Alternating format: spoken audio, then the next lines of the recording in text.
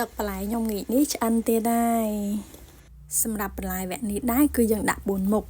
មានលឹកបាស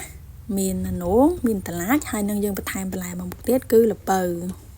ចំពោះវិធីសាស្ត្ររបស់ខ្ញុំអត់ចូលចិត្តដាក់បន្លែចម្រុះ6 7មុខចូលគ្នាយ៉ាងច្រើន3មុខឬក៏4មុខឯងហើយបន្ថែមពីលើហ្នឹងគឺយើងដាក់គ្រាប់ធុញជាតិចូលហើយគ្រាប់ធុញជាតិខ្ញុំក៏ដាក់ចម្រុះច្រើនមុខដែរខ្ញុំដាក់តែ3មុខឯចូលគ្នាទេដោយសារថ្ងៃនេះបន្លែខ្ញុំរៀងច្រើនអញ្ចឹងខ្ញុំអត់បន្ថែមម្សៅអង្ករទៀតទេហើយយើងក៏ចាក់ទឹកចូលចំណោះ1លីត្រចូលទៅ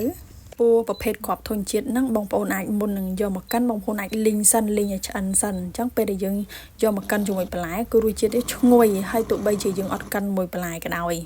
យើងក្លុកតែប្រភេទគ្រាប់ធុញជាតិណាក៏ឈ្ងុយជាងប្រភេទដែលយើងយកគ្រាប់ដែលអត់លីងយកមកនិយាយអត់តអស់បងប្អូនហើយឥឡូវដល់នាទីគេហើយអញ្ចឹងទឹកបន្លែយើងក៏បានឆ្អិនអញ្ចឹងយើងចាប់ដើមមុននឹងយើងដួសដាក់កែវគឺយើងគៀពពុះចេញសិនទៅហើយចាំយើងចាក់ចូលនៅក្នុងក្លោរបស់យើងស្អាតមួយចាទឹកហ្នឹងណាបងប្អូនឃើញអញ្ចឹងណាគឺក្តៅខ្លាំងណាចាហើយលបាយគេឡើងខាប់ល្មួនចាអញ្ចឹងពេលយើងចាក់ចូលកែវហ្នឹងទៅ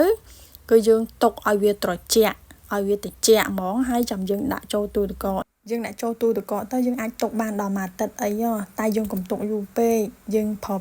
យើងញ៉ាំឲ្យអស់ត្រឹម2ថ្ងៃឬក៏3ថ្ងៃហើយចាំយើងធ្វើថ្មីហ្មងបើសិនជាយើងទុកយូរពេកគឺក៏វាប៉ះពាល់ដល់សុខភាពយើងដែរ